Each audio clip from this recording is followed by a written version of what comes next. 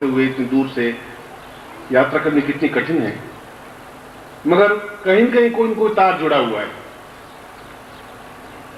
कहां जुड़ा हुआ है, कब जुड़ा हुआ है, इस बात का आपको एहसास नहीं है और आपने कभी एहसास किया भी नहीं। आपने कभी अपने गुरु को पूछा ही नहीं, चाहे मैं गुरु हूं, चाहे आपका मन गुरु है, चाहे आपके अंदर बैठा हुआ कोई एक व्यक्तित्व गुरु है। कोई जरूर नहीं कि मैं सफेद कपड़ा पहने वही आपका गुरु हूं। मन की एक आह्लाद भी आपका गुरु है, प्रसन्नता है। कभी आपने उसको जगाया ही नहीं कि कितने वर्षों से आप मेरे जुड़े हुए, कितने जन्मों से जुड़े हुए। राधा ने कहा कि मैं आपसे निर्लज्ज होकर के और क्यों जुड़ी हूं। उनका राधा पहली बार नहीं जुड़ी हूं, इससे पहले 40 जीवन तुम्हारे मेरे साथ बीत चुके। अब तुम चाहो भी तो नहीं टूट सकोगी। ये लोग लज्जा समाज तो अपने आप में बहुत ऊंची चीज है। 4 दिन कहेंगे, 4 दिन प्रशंसा कर लेंगे। समाज क्या कर लेगा और समाज ने क्या किया, मुझे ये समझ नहीं आया। क्या बदनामी कर दी, बदनामी से क्या हो जाता है और नाम से फिर क्या हो जाता है। समाज कभी आपको ऊंचा नहीं उठने देगा। समाज बंधन को कहते हैं, समाज मन को घायल करने की अवस्था को कहते हैं, समाज पग पग रुकावटों को कहते हैं। इसका मतलब ये नहीं कि आप निर्लज्ज हो जाएं, इसका मतलब ये भी नहीं कि आप भयभीत हो जाएं। जो कुछ करें बिल्कुल स्पष्ट व्यक्तित्व के साथ करें, चाहे बहादुर बने, ताकत के साथ प्रहार करें। इसलिए मैं सुबह के ब्रह्मपुरी की बात कर रहा था। वो कह रहा आपने इतनी सुंदर दीक्षा का प्रारंभ तो कर दिया, हम तो वंचित हो गए। मैं कहा वंचित नहीं हुए, ये तो अभी दीक्षा दे रहा हूं, शाम को आप में से जो लेना चाहे मैं आपको भी दूंगा। वंचित शब्द तो मेरे जीवन में शिष्यों के लिए आना भी नहीं चाहिए कि आप पीछे रह गए, ऐसा शब्द नहीं होता है।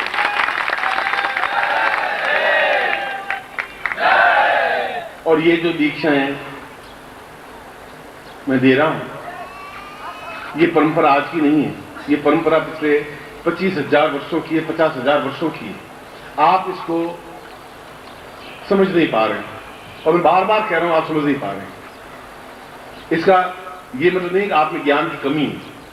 इसका मतलब है कि आपका ज्ञान बहुत अधिक ऊंचाई पर उठ गया है, जो मेरी छोटी सी बात आपके हृदय में पच नहीं पा रही। बस प्रश्न गड़बड़ यही है, क्योंकि आप इतने अधिक होशियार, इतने अधिक समझदार, इतने अधिक चतुर, इतने अधिक चालाक, इतने अधिक पूर्ण तक पहुंच गए हैं कि जो मैं कह रहा हूं वह आपके गले एकदम से समझ नहीं आ रही। मगर एक क्षण आएगा तब मेरी बात आपको वापस घूमेगी, तब आप एहसास करेंगे किसी ने बहुत सही कहा था, सही क्षण था, हम समझ नहीं पाए थे उस समय, और वो समय चला जाएगा। आज 3 बजे थे वो चले गए, अब वापस 3 बजे आएगी नहीं जिंदगी में। सन 2004 फाल्गुन शुक्ला चतुर्दशी के 3 बजे अब वापस नहीं आ पाएंगे। जो जीवन मैंने बिता चुका वो जीवन मेरा वापस नहीं आ सकता। उसकी स्मृतियां आ सकती हैं, उसकी यादें आ सकती हैं। इसलिए जो कुछ भी मैं आपके सामने ये ज्ञान, ये साधनाएं, ये दीक्षाएं दे रहा हूं या स्पष्ट कर रहा हूं या व्याख्याएं कर रहा हूं, इसके पीछे अगर ईश्वर साक्षी है तो मेरा कोई स्वार्थ है ही नहीं इस मामले में। स्वार्थ यह है कि मैं कुछ निर्माण करूं, स्वार्थ यह है कि मैं कुछ मंदिर बनाऊं, कुछ देवालय बनाऊं, कुछ ऐसा बनाऊं कि कहते हैं मूर्तियां बोलती नहीं है, पहले बोलती थी तो मैं उनको सिद्ध करके दिखा दूं कि ये मूर्तियां बोलती हैं, ये मंदिर सजीव हैं, ये जागृत हैं, ये चैतन्य हैं। ये धारणा है।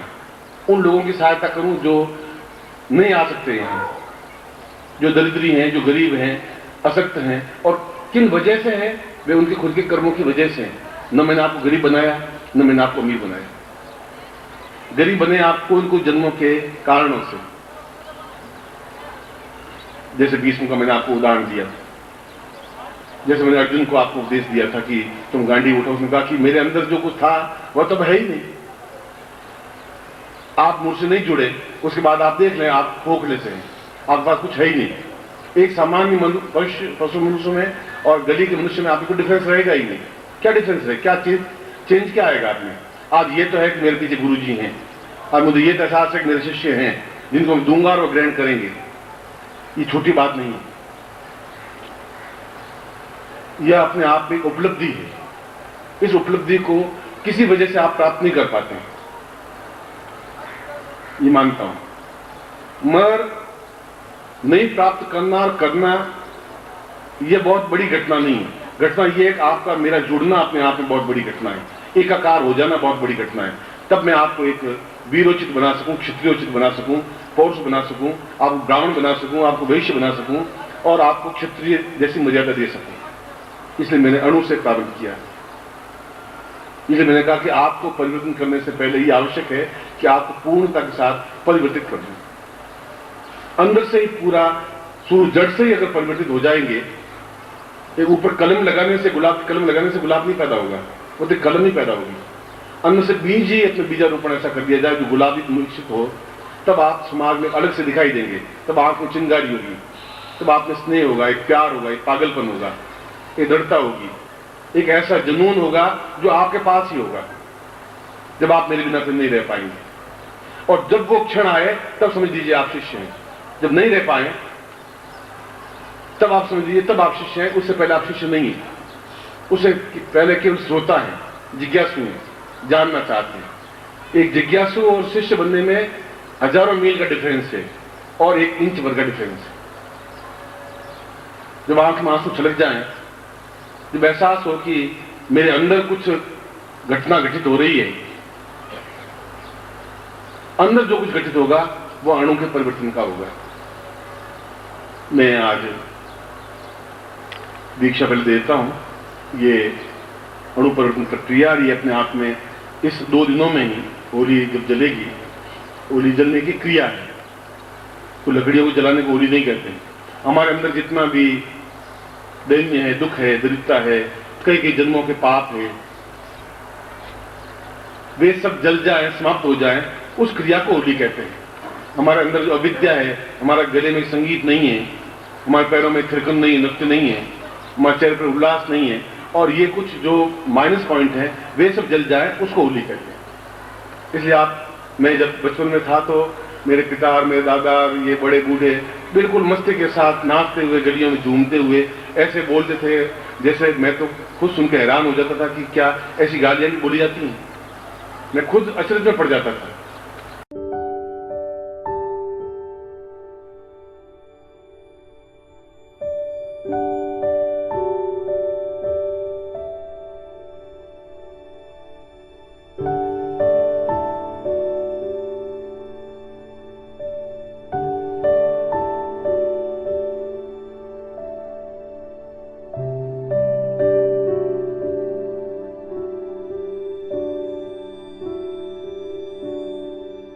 उस समय अपनी भावना को व्यक्त करने में उन्हें कहीं कोई शर्म नहीं थी, क्योंकि वो 2 दिन अंदर जो भड़ास है वो निकलने की क्रिया होती थी। अब तो वहां भी बांध दिया हमें, हम बोल नहीं सकते, होली के दिन गा नहीं सकते, होली के दिन भाग नहीं कर सकते, सब जगह से बंधे हुए। और गुरु के पास होली के दिन भी बंधे हुए रहेंगे तो फिर मैं आपको बंधन दूंगा, उससे फायदा क्या? मैं तो मुक्त करना चाहता हूँ, मैं बताना चाहता हूँ निर्मुक्त बनिए, स्वच्छंद बनिए, मस्ती के साथ रहिए। जो क्षण आपके साथ मेरे साथ बीत जाए, न मालूम कब कितना कौन सा क्षण ऐसा हो जाए कि नहीं मिल पाए, ऐसा हो सकता है। सुबह मैंने उदाहरण दिया था कि कृष्ण ने कहा कि मैं जा रहा हूं, मतलब मेरे जितना काम था मैं कर चुका हूं, अब पूरा संसार को सुधारने का ठेका न कृष्ण ने लिया था, न सुधरा न सुधरेगा।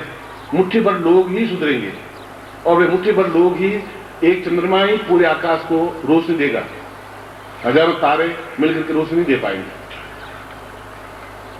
जिस वक्त मैंने अणु की थ्योरी आपको समझाई थी, और कणाद में ये थ्योरी बिल्कुल पूर्ण रूप से विकसित थी कि आदमी अंदर से बिल्कुल जो चीज बनना चाहे वो बन सके, गुरु जो चीज बनाना चाहे वो बने।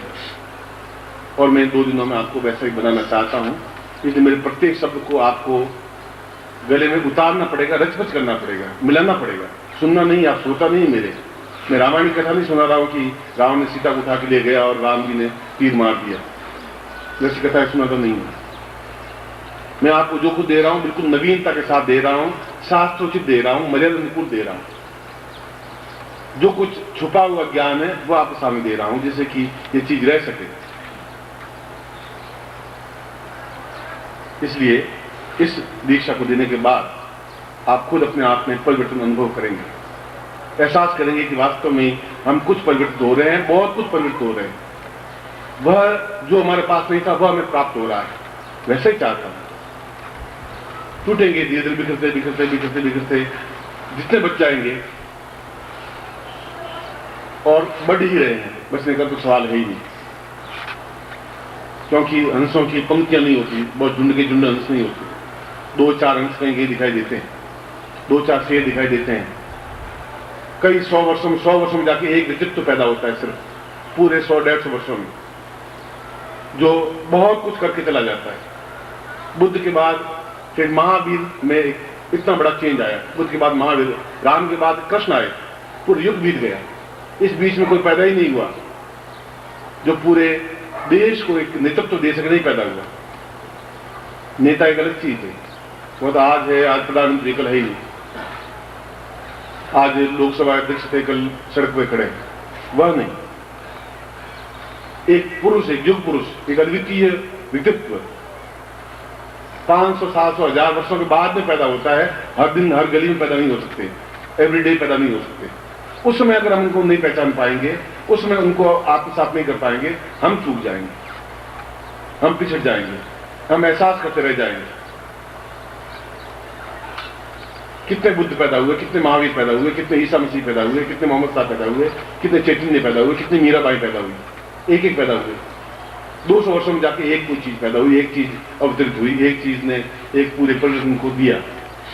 हम उसको नहीं समझ पाए तो फिर हमारे जीवन की न्यूनता रही। और न्यूनता ये रही कि हमने कणाद को नहीं समझा, अंदर की थ्योरी को, अंदर के अणुओं को नहीं परिचित किया। इसलिए मैं इस दीक्षा को आपको दे रहा हूं। और एक बात का आप ध्यान रखें कि कोई एक उम्र का व्यक्ति ही गुरु नहीं होता। आपके मैं धारणाओं को तोड़ रहा हूं। जिसमें भी मैं आप में शक्ति दे दूं तो आप में उतनी ताकत है कि स्टैंड को उखाड़ के बात फेंक दे। अगर मैं कहूं तुम्हें ताकत है और तुम जूझ जाओ, तुम जूझ जाओगे। तुम्हारे पीछे ताकत है, एक बल है, तुम्हें एहसास है मेरे पीछे कोई खड़ा है। भट्टी अगर वहां जल रही है तो आंच यहां तक आएगी आएगी। इसलिए मन को इतना अल्प बनाने की जरूरत नहीं है, मन के दास बनने की जरूरत नहीं है। मैं साक्षीभूत हूं आपके प्रत्येक कार्य का, प्रत्येक शब्द का, प्रत्येक स्थिति का, प्रत्येक घटना का। जिम्मेवार मैं हूं। जो कुछ कहा है उसको पूर्णता के साथ देना और प्रदान करना मेरी ड्यूटी है। उसमें न्यूनता होगी तो जिम्मेवारी मेरी होगी। मैं इस बात को एहसास करूंगा। मैं भागने की क्रिया नहीं करता हूं, मैं जम करके जूझने की क्रिया करता हूं। जिंदगी में जूझा हूं, जितना मैं जूझा हूं उतने आप लोग 10,000 जन्म लेके भी नहीं जूझ सकते, उतना मैं जूझा हूं जिंदगी से, अपनी जिंदगी से, अपने आप से। हरदम अपने आप को तोड़ा है, जोड़ने की क्रिया की है अपने आप से। ये मैं ही जानता हूं। ये मैं ही जानता हूं कि हिमालय कितना उबड़ खाबड़ है, ये मैं जानता हूं। ये मैं जानता हूं कि हिंसक पशु कैसे होते हैं, ये मैं जानता हूं। ये जानता हूं कि अपने गृहस्थ को सही संभालना कितना कठिन है, ये मैं जानता हूं। ये जानता हूं कि दुष्ट व्यक्तियों के बीच में जिंदा रहना कितना सांस लेना कठिन होता है, ये मैं जानता हूं। इसलिए शिव ने अगर जहर पिया था तो बहुत कठिनाई के साथ पिया होगा, मगर उन्होंने चेहरे पर उफ नहीं आने दी। और ऐसा कहकर के मेरे को एहसान भी नहीं थोपा। मैं सुबह भी कहा था कि और जहर मिल जाए, मुझे एहसास हो मैं कितना पी सकता हूं। शायद इससे 10,000 गुना ज्यादा पी सकता हूं, क्षमता है मुझमें। जूझूंगा, पूरी ताकत के साथ जूझूंगा। ये तो एक बाप और बेटे के बीच का संवाद, आपको मेरे बीच की एक बातचीत। जहां पुत्र होगा तो पिता कहेगा, डांटेगा भी, कुछ करेगा भी, सीने से भी लगाएगा, थप्पड़ भी मारेगा, मगर उसको अपने समान बनने की क्रिया में, कोशिश में लगेगा। इसलिए नहीं वो स्वार्थी बने, इसलिए नहीं वो धोखेबाज बने, इसलिए कि अंशीभूत बने, अंगीभूत बने। इस शिष्य को अपने आप में पुत्र कहा गया, तनय कहा गया, उस शरीर के सदस्य कहा गया। आप मेरे पुत्र हैं, तनय हैं मेरे, आप शिष्य नहीं हैं। मेरे शरीर के किसी न किसी भाग के हिस्से हैं आप। आपसे मिलकर के एक चीज बनी है, उसको नाम सिमाली कहते हैं। कोई नया नाम सिमाली कहीं से पैदा होकर नहीं आया है।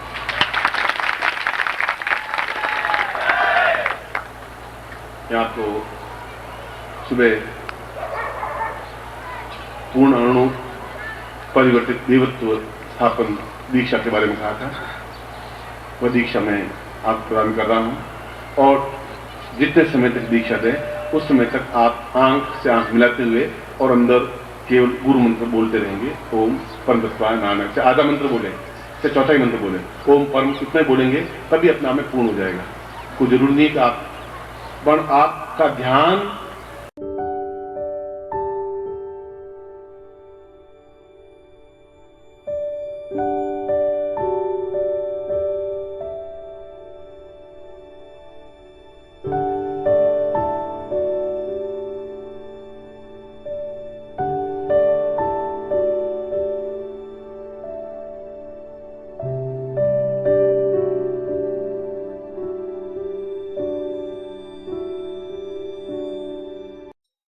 ओम परम तत्वाय नारायणाय गुरुभ्यो नमः। ओम ह्रीं मम प्राण देह रोम प्रतिरोम चैतन्य जाग्रय ह्रीं ओम नमः। ओम भूर्भुवः स्वः तत्सवितुर्वरेण्यं